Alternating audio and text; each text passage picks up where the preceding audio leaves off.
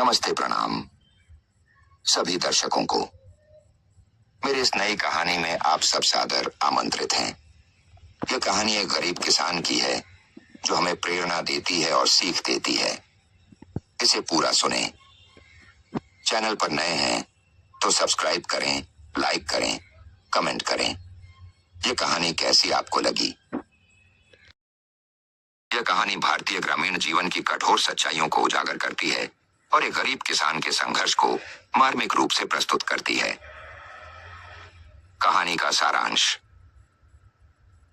कहानी का मुख्य पात्र हल्कू नामक एक गरीब किसान है जो अपनी गरीबी और कर्ज के बोझ तले दबा हुआ है।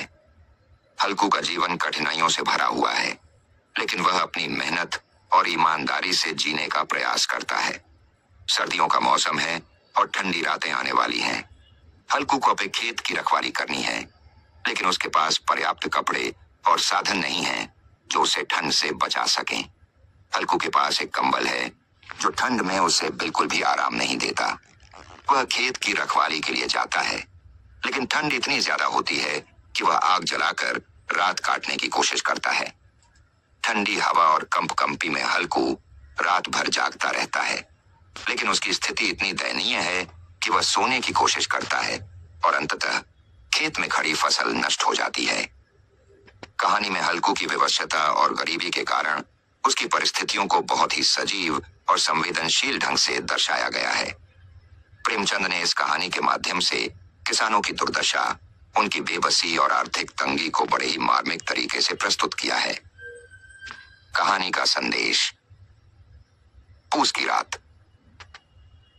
कहानी यह संदेश देती है कि समाज में गरीब किसानों की हालत कितनी कठिन और नाजुक है।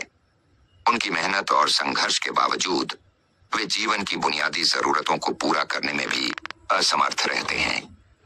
इस कहानी में मानवता की गहरी समझ और करुणा की भावना झलकती है, जो पाठकों को गरीबों की कठिनाइयों और उनके जीवन के संघर्षों के प्रति जागरूक करती है। मुंशी प्रेमचंद की यह कहानी उनके कथा साहित्य का महत्वपूर्ण हिस्सा है और इसे हिंदी साहित्य में उच्च स्थान प्राप्त है। इसे